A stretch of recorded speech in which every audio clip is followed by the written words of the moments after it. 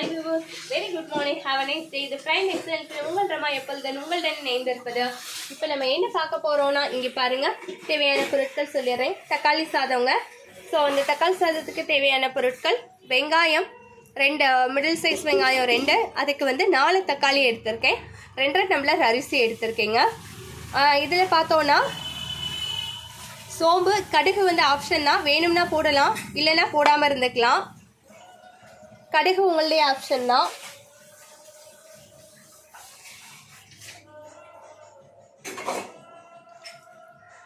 தென் அதுக்கப்புறம் பார்த்தீங்கன்னா சோம்பு எடுத்திருக்கோம் இல்லையா, ஸோ அதுக்கு தேவையான பிரிஞ்சி இலை எடுத்திருக்கோம், அதில் 2 மட்டும் போட்டால் போதும். கருவேப்பிலை எடுத்திருக்கேன், தேவையான புதினா எடுத்திருக்கேன் நான்.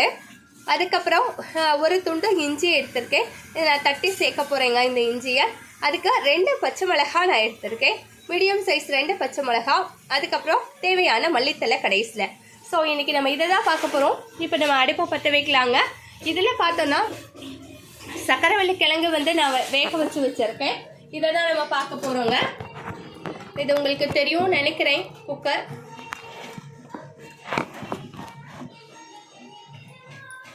ஸோ அடுப்பு பற்ற வச்சுக்கலாம். 8:30 ஆயிடுச்சு, 9 o'clock நம்ம சாப்பிடணும். ஸோ தேவையான எண்ணெய் ஊற்றிக்கலாம்.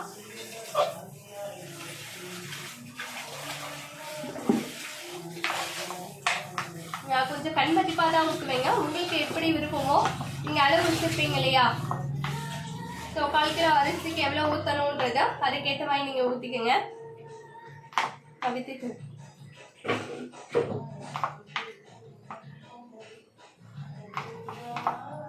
எண்ணெய் கொஞ்சம் அதிகமானாலும் பரவாயில்லை தான், ஏன்னா ஃப்ரைட் ஐட்டம்லாம் கொஞ்சம் அப்போ தான் நல்லாயிருக்கும் டேஸ்ட்டு. நான் மீடியமாக தான் ஊற்றிருக்கேன். இப்போ தேவையான பொருட்கள் நம்ம எடுத்து வச்சுக்கலாம்.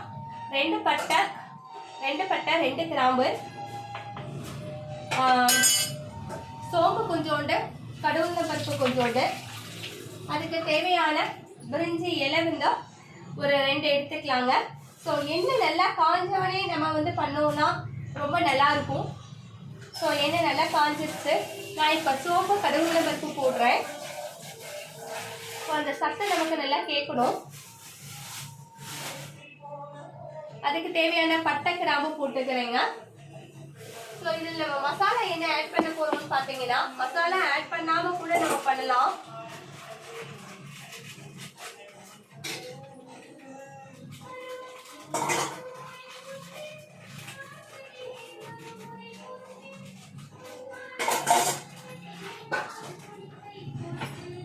ரைஸுடைய அளவு பொறுத்து வந்து நீங்க பண்ணிக்கலாங்க.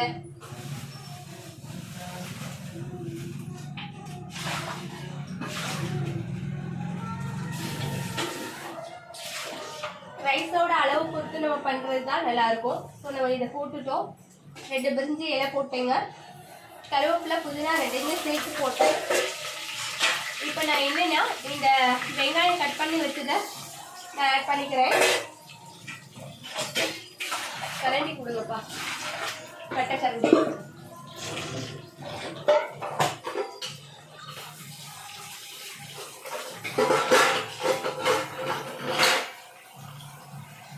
நல்லா நீங்கள் நல்லா ஃப்ரை ஆகணும். எப்பயுமே தக்காளி சாதத்துக்கு வெங்காயம் நல்லா வந்து உங்களுக்கு ரெட்டிஷாக ஆகணுங்க, நல்லா ப்ரௌனிஷாக ஆகணும். ஸோ அந்தளவுக்கு நல்லா நம்ம ஃப்ரை பண்ணிக்கலாம். ஸோ கருவேப்பிலை புதினால நல்லாவே இதாகிடுச்சு, மசிஞ்சிச்சு. ஏன்னா வெங்காயத்தில் தண்ணி இருக்கும் இல்லையா, அதனால it will take some more time. அதுக்கப்புறம் நம்ம தேவையான அளவு உப்பு ஆட் பண்ணிக்கலாம். வெங்காயம் ஈஸியாக மசிஞ்சிடும். உப்பு ஆட் பண்ணிட்டேன்.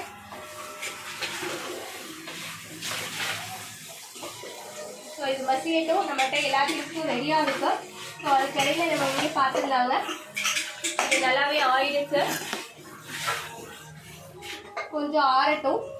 இன்னைக்கு நம்ம வந்து ஒரு நல்ல ஒரு ஃப்ரை தான் பார்க்க போகிறோம். வடை மாதிரி போட்டுக்கலாம். லாஸ்ட் டைம் நான் வந்து பேன் கேக் மாதிரி போட்டு கொடுத்தேன் பாப்பாவுக்கு, ரெசிபி அப்லோட் பண்ணியிருப்பேன்னு நினைக்கிறேன். இப்போ நான் இதை வந்து ஒரு வடை மாதிரி போடலான்னு இருக்கிறேன். ஒரே ஒரு இது தாங்க இது, பார்த்தீங்கன்னா ஒரே ஒரு பெரிய சக்கரவள்ளி கிழங்கு. ஸோ இது கொஞ்சம் ஆறட்டும். நமக்கு நம்ம நீங்கள் குக்கரை மூடிட்டோன்னா அவங்க செய்கிறதுக்கு ஈஸியாக இருக்கும். ஸோ இதுக்கு வந்து நான் வடை மாதிரி போடணும்னு நினைக்கிறேன். என்னங்க போடலாம்? காரமாக போடணும். காரமாக தானே? எனக்கு ஒரு வெங்காயம் மட்டும் கட் பண்ணி கொடுத்துருங்க. அந்த வேலையை முடிச்சுட்டு வடைக்கு என்னெல்லாம் பண்ணுவோமோ அது பண்ணி கொடுத்துருங்க. ஸோ ஓரளவு இப்போ வெங்காயம் வதங்கிட்டு இருக்குங்க. ஸோ இந்த நேரத்தில் நம்ம என்ன பண்ணலாம்னா இஞ்சி நல்லா நம்ம ஆட் பண்ணிக்கலாங்க.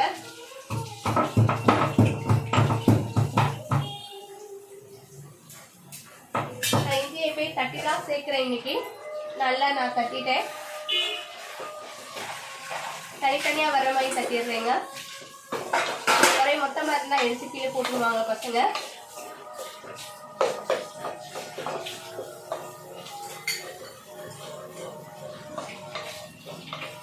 இப்போதான் வெங்காயம் நல்லா ப்ரௌனிஷாக ஆக்க போகுது. தண்ணியெல்லாம் இதாகிடுச்சு. இப்போ நம்ம இதில் வந்து 4 தக்காளி, மீடியம் சைஸ் தக்காளி 4 வச்சுருக்கேன், ஆட் பண்ணிக்கிறேன்.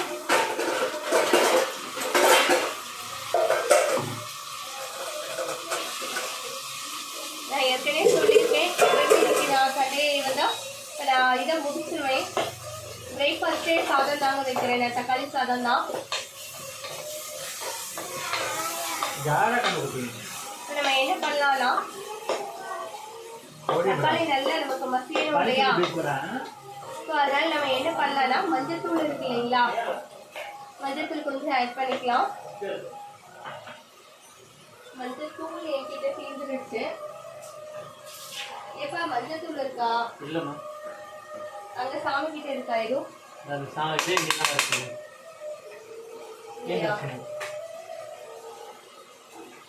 அதில் பச்சை மிளகாய் வந்து நம்ம இது பண்ணோம் இல்லையா, பச்சை மிளகாய் ஆட் பண்ணிக்கலாங்க.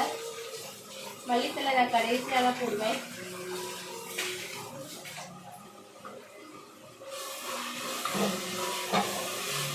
நான் ஆக்சுவலாக தக்காளி இன்னைக்கு மிக்சியில் போடலாம்னு நினச்சி மறந்துட்டேன். தக்காளி வந்து ஒரு தக்காளி மட்டும் இதாகும், மித்ததெல்லாம் பேஸ்டாகவும் நான் ஆட் பண்ணிடுவேன். சம்டைம்ஸ் லேட் ஆகிடுச்சுன்னா. எங்களை எல்லாருக்குமே பசி வந்துச்சு. 4 o'clock எழுந்திரிச்சோம். ஸோ இன்பிட்வீன் நம்ம என்ன பண்ணிடலாம், இந்த கிழங்கு எடுத்த தோல் உரிச்சிடலாங்க. சூடாக இருக்குங்க. கத்தி இருந்தால் கத்தியில் கூட எடுத்துக்கோங்க நீங்கள்.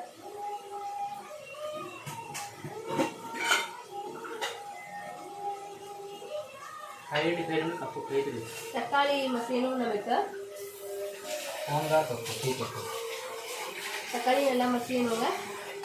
ஸோ அதுக்காக தான் இன்பிட்வீன் நம்ம இந்த வேலையை முடிச்சுக்கலாம் இல்லையா. ஸோ நான் எடுத்து அந்த பக்கம் வச்சுக்கிறேன். இதை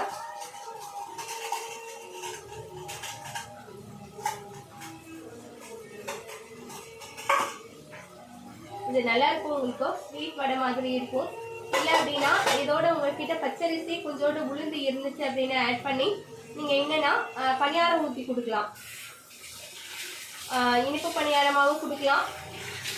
அப்படி இல்லைன்னா நல்லா கார பணியாரமாக கூட செஞ்சு கொடுக்கலாங்க. நல்லாயிருக்கும். இந்த கிழங்கு வாங்கினீங்கன்னா நல்லாயிருக்கும்.